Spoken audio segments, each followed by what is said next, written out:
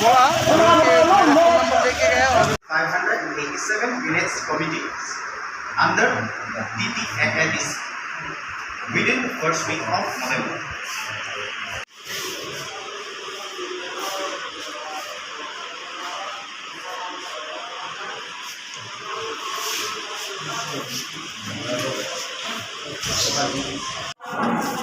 প্রথমে ধন্যবাদ।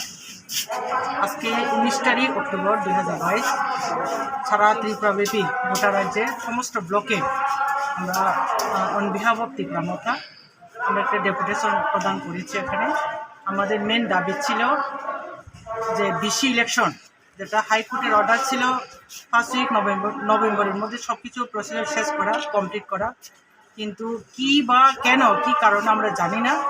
রাজ্য সরকারটা দিলে করে যাচ্ছে।